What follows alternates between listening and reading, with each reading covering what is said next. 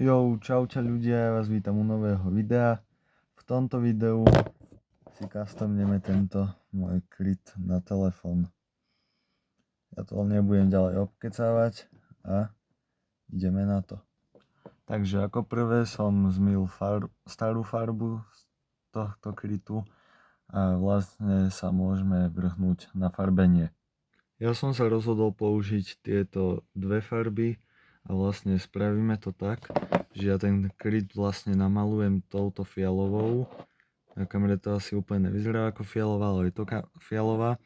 Vlastne čiernou namalujem tieto okraje a vlastne toto a toto.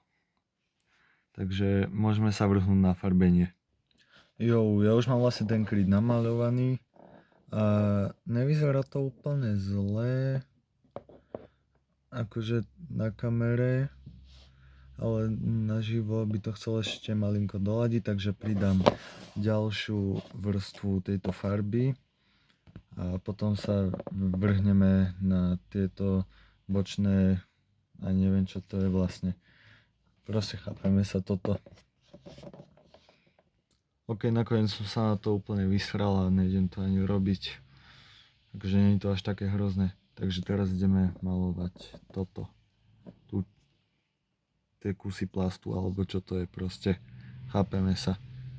Takže ja sa hlasím naspäť o chvíľu. Ok, ja už som zase naspäť a vyzerá to nejako takto. Takže malinko som... Nie, prečo neostríš? Už. Dobre. No, proste toto. Malinko som začal, ale to nevadí. A vlastne ja by som ešte teraz nejako obtiahol alebo nejaký vzor spravil tuto okolo toho, aby to nebolo také nudné. Tak skúsim niečo vymysleť a keď ma nič nenapadne, tak pôjdeme robiť ostatné vzory tuto. No keďže ma nič nenapadlo, tak som išiel robiť tie ostatné vzory a nejako takto to dopadlo. No vlastne dopadlo to takto nejako. Vyzerá to za mňa docela ok, docela v pohode a je to také docela proste nice, ale chcelo by to malinko doladiť.